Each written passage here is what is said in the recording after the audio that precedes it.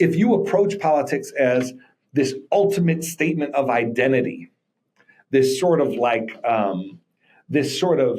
fundamental expression of who you are, then of course the moral burden of politics is going to be ill-fitting. But that's not what politics is.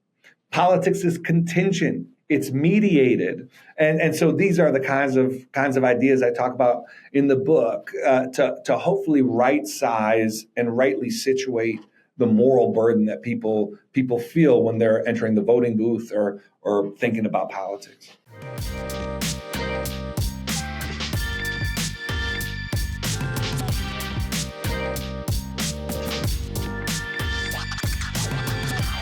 What's up, everybody? This is Lisa Fields, the founder and president of the Jude 3 Project, and these are 5 highlights from 2023. Number 5, we released a critical and important curriculum for parents to talk to their teens about gender and sexuality in partnership with Access. This curriculum has reached thousands of parents across the country and helped them have better conversations with their teens about gender and sexuality. Number 4, we released a mini doc telling my story and the Jude 3 Project story earlier this year, and it's reached thousands of people across the globe. Number 3, Courageous Conversations 2023 was an amazing success, our best year yet. This year, we focused on how to reconstruct after deconstructing your faith. And we have so many testimonies of countless people that have been blessed by Courageous Conversations in person and virtually, and continue to be blessed through our on-demand option. Number 2, as you know, we released our Juneteenth documentary last year, but this year it got picked up by PBS and was available in millions of homes across the country on Juneteenth of this year. That is so amazing. God is so good. And number 1, I am so excited that our Unspoken documentary was picked up by Tubi this year, so it's available free to anyone who wants to watch it and reaches our target audience of skeptics who are struggling with this idea that Christianity is a white man's religion. And that's not all. This month, it was picked up by Fox Soul and aired on national television for the first time, available in millions of homes across the world. We could not do what we do at the Jude 3 Project without you. We have so much lined up next year. I have a book coming out next year that I'm excited to tell y'all about, When Faith Disappoints, the gap between what we believe and what we experience. And there's so much more that we have lined up for 2024. The amazing thing about 2024 is our 10-year anniversary. Jude 3 turns 10, 2024. And so we want to encourage you to stay tuned to all of our socials, subscribe to our newsletter for the exciting things we have coming up in 2024. Thank you for helping us reach these milestones this year. And if you want to continue to help the mission and vision of the Jude 3 Project and help us finish this year strong, or if you see this in the new year to help us continue the work we do for the Jude 3 Project, you can give online at jude3project.org/donate. You have the option to give online, or there's an address to mail your check in person. Every gift you give helps equip. We could not do what we do without you. So thank you. We appreciate you, and more to come. Grace and peace, and God bless. Well, thank you for watching another episode of the Jude 3 Project podcast. As always, I'm your host, Lisa Fields, the founder of the Jude 3 Project. And today I'm joined by my friend, Michael Ware. Welcome, Michael. It's so good to be with you, Lisa. Thanks for having me. Good to have you. For our audience who don't know who you are, just tell them a little bit about yourself. Yeah, sure. So I'm the Michael Ware. I'm from Buffalo, New York, live in Baltimore, Maryland, and I'm the founder, president, and CEO of a relatively new nonprofit, though less new than it once was, called the Center for Christianity and Public Life. And our mission is to contend for the credibility of Christian resources in public life for the public good. And you can learn more about the work we do at ccpubliclife.org. And so yeah, that's a basic introduction. As I'm also the author of a new book called The Spirit of Our Politics, Spiritual Formation and the Renovation of Public Life. I have it right here. Great. And that's what we're going to be talking about, politics. This is a crucial season. This is an election year, and I know, like you know, it's going to probably be crazy probably one of the craziest ones we've seen so far. Also, I want to make note that your organization was a sponsor for Courageous. So thank you all for partnering with us. I really, really appreciate it. Why did you want to write this book? Yeah, I wanted to write this book because I think the church has too much to contribute to our politics to be caught in this constant state of reaction. And I wanted to offer a positive vision, not just for our politics. I actually think if we start with politics, we're starting in the wrong place. What I wanted to do was offer a vision for how politics can. So I think we've had models of political engagement in this country that have placed politics above the gospel and placed politics as outside and irrelevant to the gospel.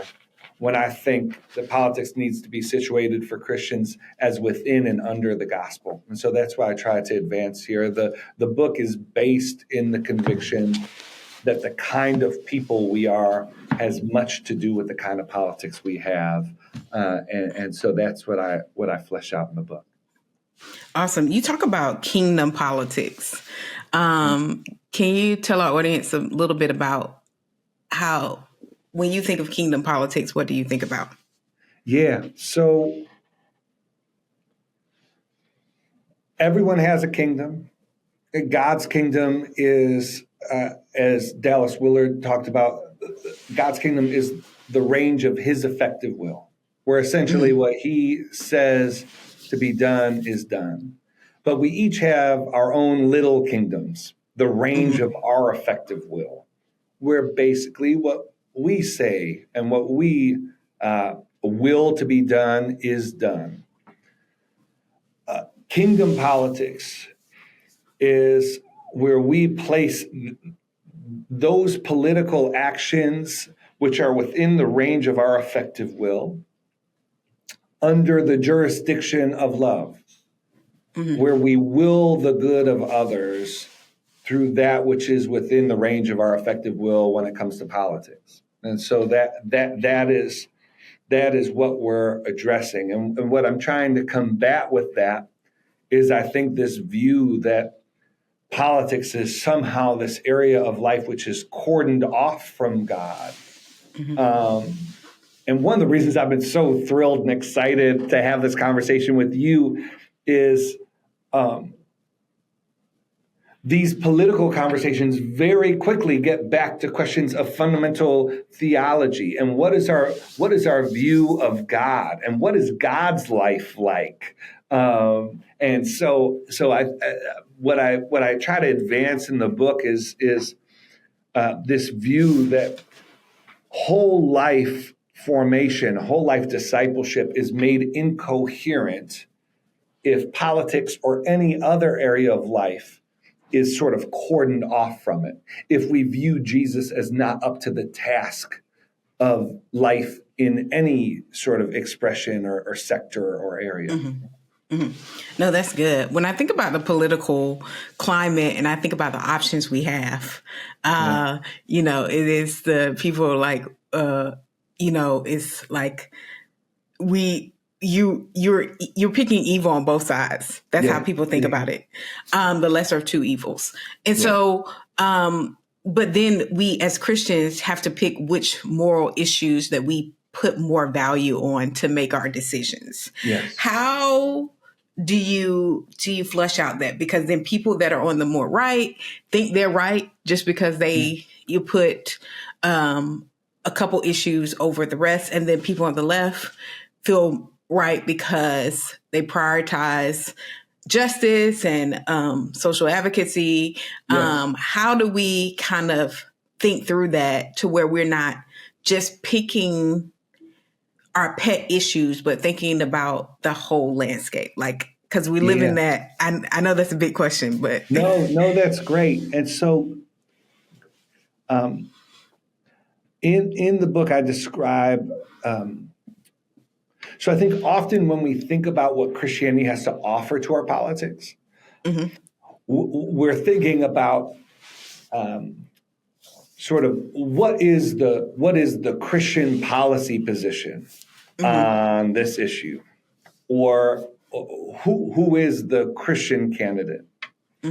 What I've become Who would Jesus convinced vote of, for? and I think that those are good things to be thinking. We want people to be drawing on their faith to influence their policy views and their vote. I talk about that in the book a great deal. But I've become convinced that in this moment, perhaps the greatest contribution Christianity has to make to our politics is not telling our politics what it is, what it must be, but reminding our politics what it is not. And so our politics is not ultimate, it's penultimate. Our politics is not the area of the dogmatic, but of the prudential. And so there's a whole range of faithful political expressions in our politics. What we need to acknowledge is that when we enter politics, we are taking the role of translator, not stenographer. We are imperfect translators of these ultimate principles, these ultimate theological truths. For instance, that every human being is made in the image of God. But the second that we try to bring that value into our politics, which we should, we have to have the humility and we have to have the wisdom to know that the way we try to instantiate those ultimate ideals, those ultimate things, is imperfect through the limited sphere of self-governance and policymaking. And just that acknowledgement that we are imperfect translators would do a great deal to alleviate, I think, some of the moral burden that people feel in politics. If you approach politics as this ultimate statement of identity, this sort of fundamental expression of who you are, then of course the moral burden of politics is going to be ill-fitting. But that's not what politics is. Politics is contingent. It's mediated. And so these are the kinds of ideas I talk about in the book to hopefully right size and rightly situate the moral burden that people feel when they're entering the voting booth or thinking about politics. Yeah. And you hit it right on the head when you said, when we think of politics as an identity marker, then it becomes a problem. I see two things in the conversation, in the discourse. Our politics are fueled by trying to find our identity in something that's too small to hold it. Yes. And then fear. Yeah. Can you talk about the role that fear plays in politics? Because I know we see a lot of people that are angry, but we don't realize that these people are actually scared. Yes. Yes. So this is such an important thing. And of course, I've been profoundly influenced by Thurman's Jesus and the Disinherited, and he has a chapter on fear, and then he has a chapter on hate, which is deeply associated with anger. And I think the section I argue in the book that we need to reject the cultivation of anger and fear as a political strategy or as a strategy for life. But as Thurman writes about, and as Willard wrote about, as Augustine wrote about, as Jesus talked about, we have an overestimation of what anger and fear can do in our lives and for us. But the thing about anger and fear is that we think that we're using them when they're actually using us.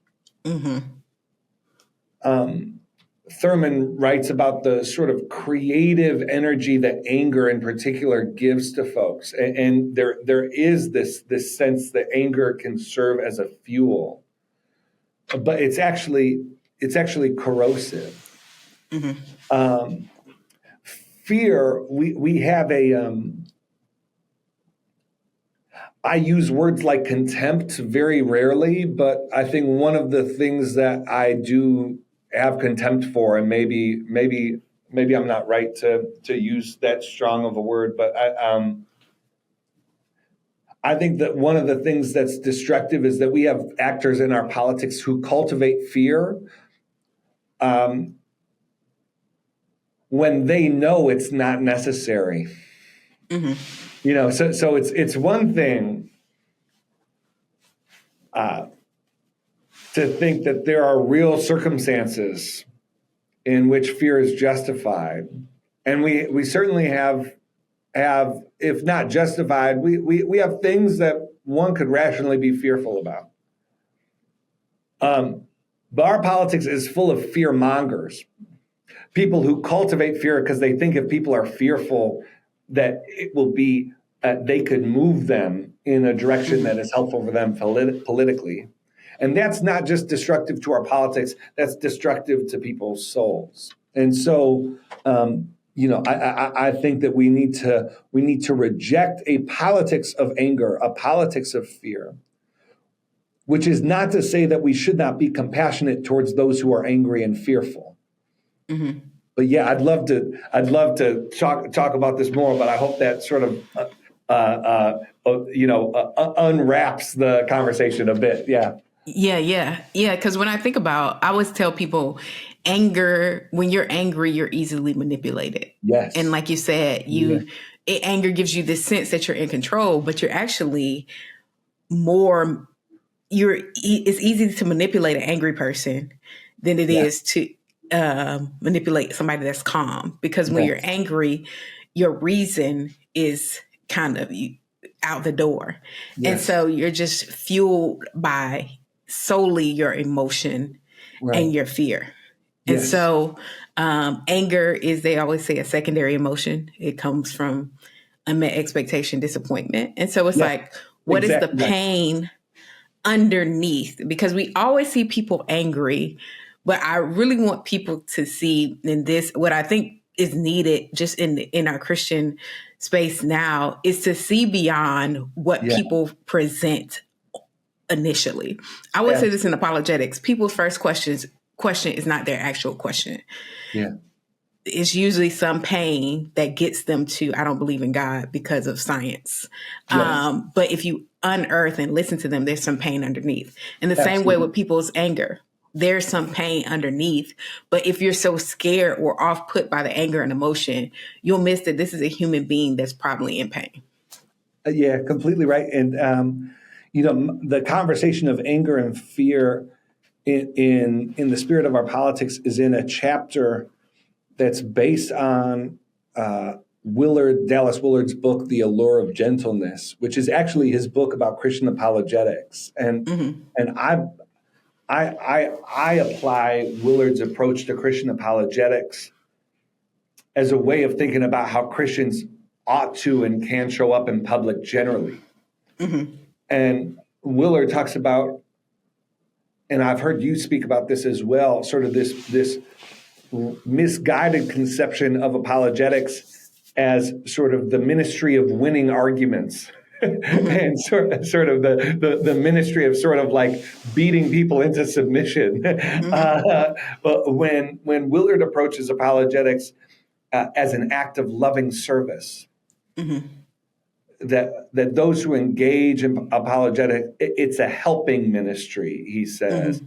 And I think Christians can engage in politics as an act of loving service, not as an act of imposition, not out of a spirit of imposition. And so I think this is very important. And I think we need to recognize that evangelism is not detached from or removed from, or evangelism does not happen in an environment which is isolated from how Christians show up in other spaces and with other intentions. You can't have an evangelistic heart when you're, handing out tracts, and then somehow the orientation of your heart when you're in politics is completely different or removed from. No, we live whole lives, and evangelism is actually, people are taking in a variety of inputs, and they're watching Christians not just when they're handing out tracts or when they're making a sort of theological arguments. They're watching Christians when they show up in politics, and what seems to be the grounding reality when we're engaging politically.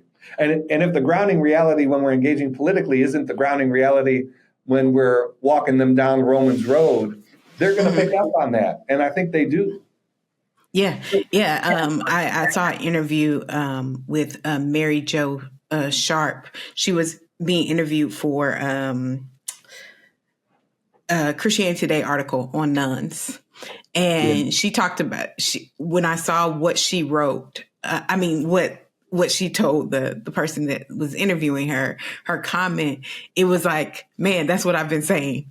Yeah. That the theodicy question has shifted to, if God is so good for the next generation, why do his people act like this, essentially? Yes. Yeah.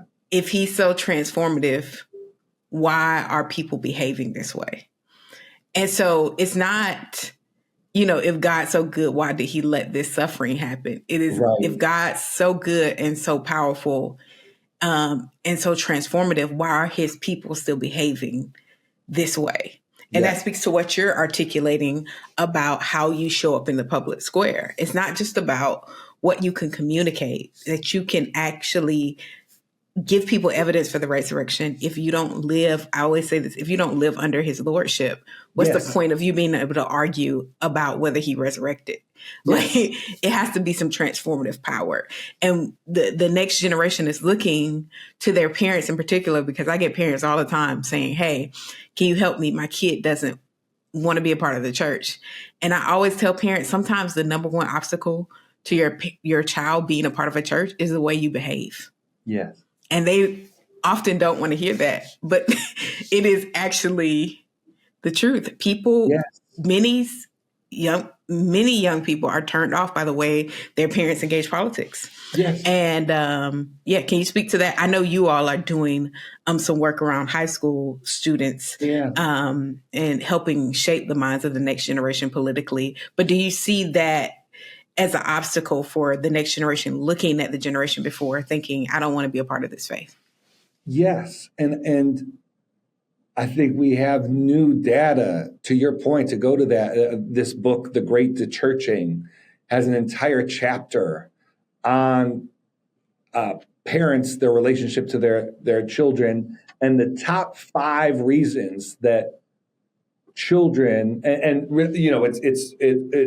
it can be adult children, but the number one reason that those who say that their relationship with their parents is prompted them to not go to church anymore, etc. All of the top 5 reasons have something to do, are more or less directly related to politics and culture. So exactly what you said. At the very least, I think we're in a moment in which people are not just asking questions about justification by faith, and then they'll get to the other stuff later. At the very least, people are operating, they're asking both at the same time, which in some ways is encouraging, Lisa, because it means that people are understanding, like, if I am going to commit my life to Jesus, it's my whole life. And so I can't just be asking, it's not just about getting my head right around these 2 or 3 doctrinal statements. What does this mean for all of life? And so I think that's absolutely right. Let me further answer your question with telling you, with sharing a story. Several years ago, I received a call from a friend. They also do a lot of human rights and international religious freedom work. And so we've done work on those issues together. And usually when this friend calls me, it's, there's a human rights crisis and can we get a petition together or that kind of thing. But this call was different. My friend says to me, Michael, I know this is out of the blue, but I have a daughter who's in college and she has stopped going to church. And the reason that she gives for this is that she doesn't understand how the values we raised her with sync with my political work. And my friend says, I am confident in my reasoning.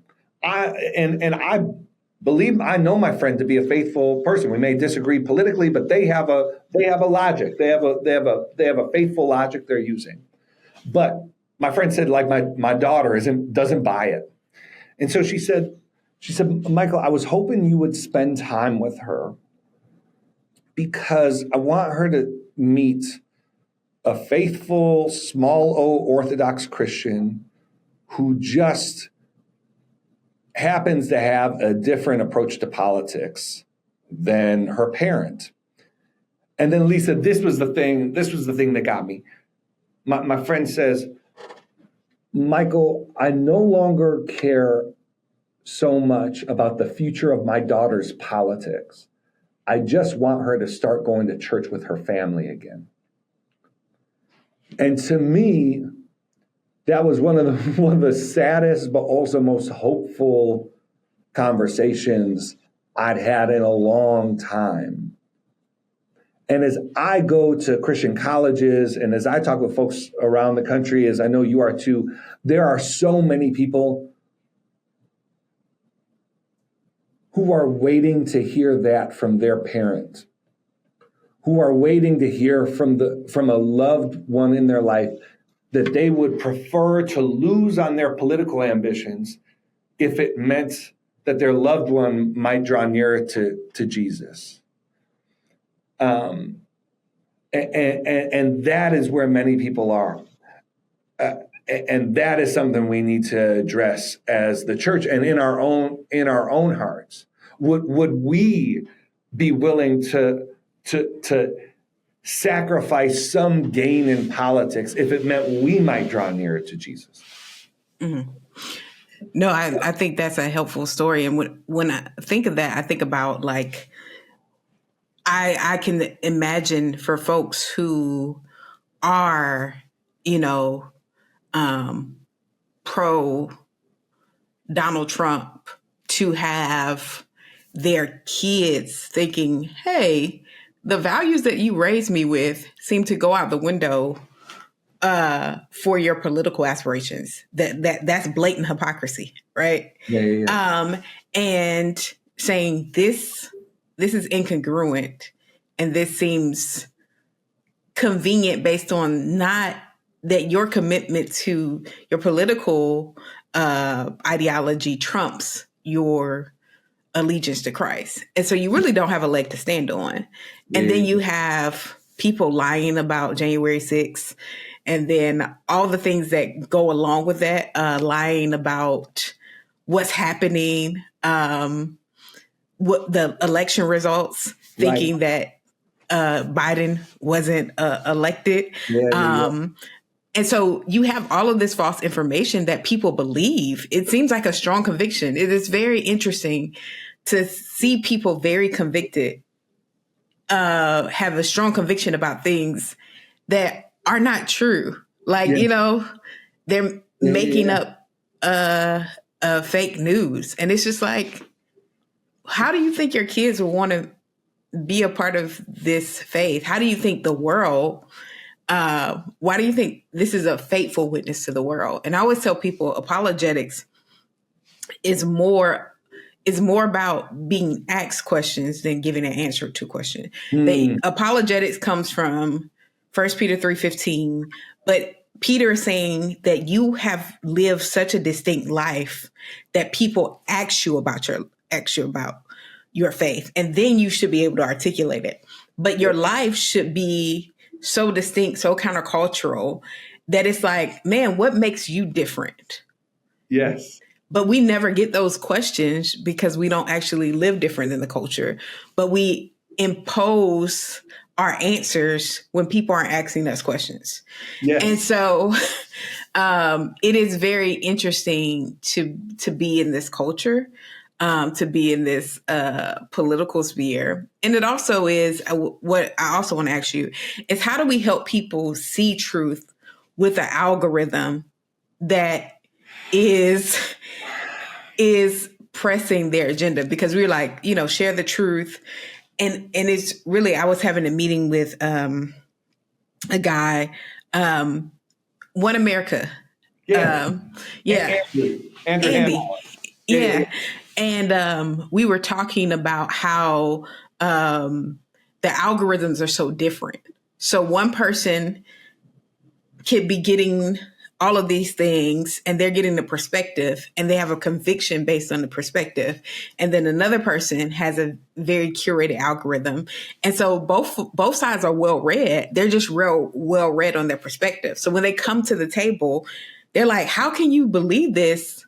Because have you seen this? And it's like, actually, you're only seeing things that that kind of reinforce the narrative that you already have. And so you're not getting correct news all the time. Yeah. So there are some like political concepts that we can familiarize ourselves with and sort of take on.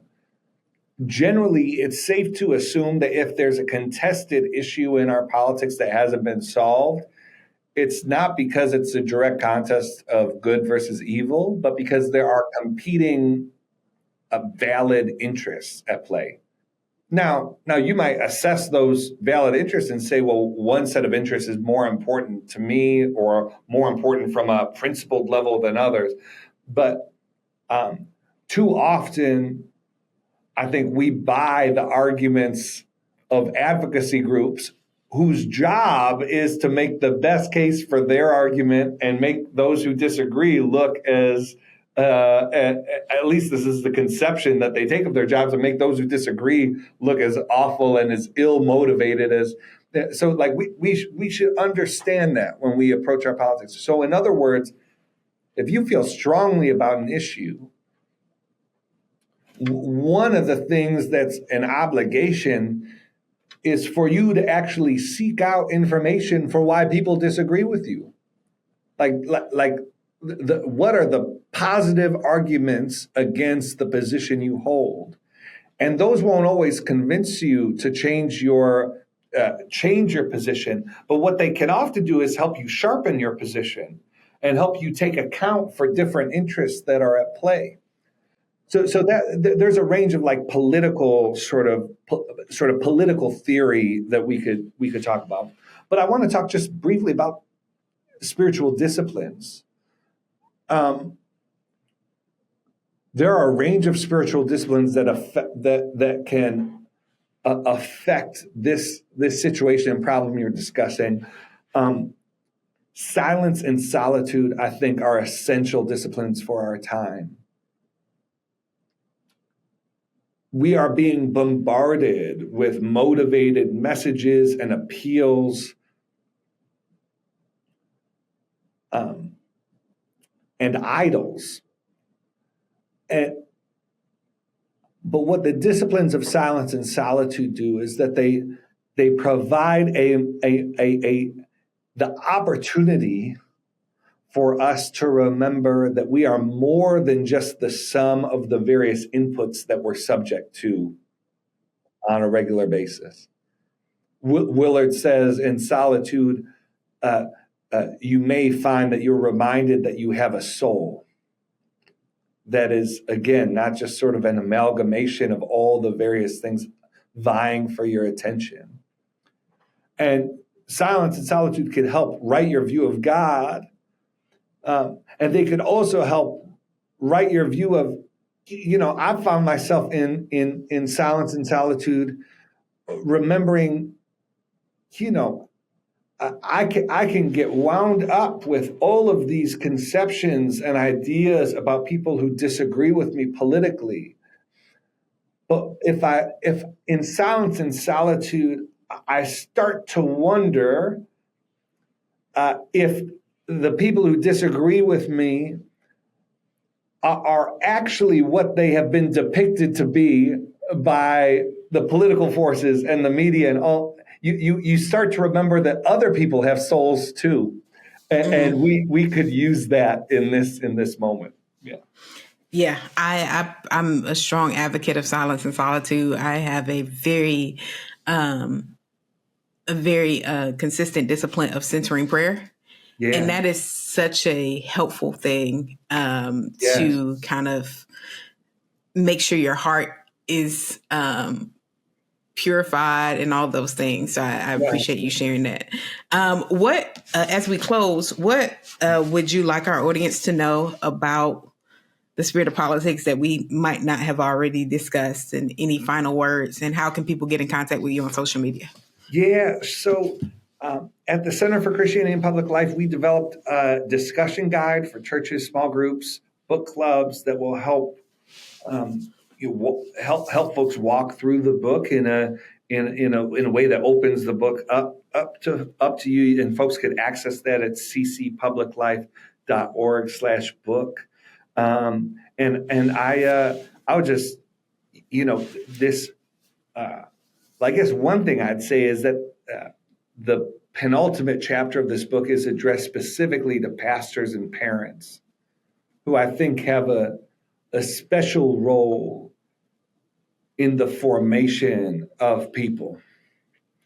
And I think have a special calling always, but in this moment, in relation to our politics, a special responsibility and burden. And so I'm hopeful that chapter will be helpful to folks. And so, I would encourage folks to check out the book. The book will also help familiarize folks with what we're trying to embody organizationally through the Center for Christianity and Public Life. And so folks can stay in touch through ccpubliclife.org. I'm also on Instagram and X, or whatever they're calling it these days. My handle on IG is Michael Ware, and then on X it's Michael R. Ware. But would love to stay in touch. And I just can't get off. Lisa, I and CCPL, we're just the biggest fans of you and the work you're doing at Jude 3, the community you're building, the resources you're providing, I think are just essential in this moment. And I'm just so grateful to have you as a partner and a friend. And so thank you for your ministry and the way God is using you, and the ways he's anointed you for this time. Thank you, Michael. I greatly appreciate you and your support. Thank you all for listening. You could get Michael's book wherever books are sold, Amazon, everywhere, Zondervan, all the places. So definitely grab a copy of that. You will be richly blessed by it. Thank you, Michael, for joining us. Thank you for watching another episode of the Jude 3 Project podcast. As always, you can catch all our episodes wherever you stream your favorite podcasts, on our YouTube channel, on jude3project.org. You could become a monthly supporter at jude3project.org by hitting that donate tab. You could give online, or there's the address to give it on by mail. We have merch. I've been wearing merch every episode for the last few episodes. More combos, less debates. That's my thing. And so you'll hear more about Courageous Conversations coming up August 29th through 31st in DC. It is our 10-year anniversary, so you don't want to miss this year. And the theme is around series coming up, but the theme is around my book, When Faith Disappoints: The Gap Between What We Believe and What We Experience. Well, till next time, grace and peace and God bless. What's up, everyone? Lisa Fields here, and I'm so excited about our curriculum, Courageous Conversations. You heard about our popular conference, Courageous Conversations, where we invite the leading pastors, thought leaders, and scholars from conservative and progressive backgrounds for conversations. But we not only want to have those conversations on stage at the conference, but we want you to have them in your everyday life. So we developed a curriculum for you to do just that. Courageous Conversations curriculum, the tools you need for the conversations and culture. You can get that today on Amazon or on our website at jude3project.org.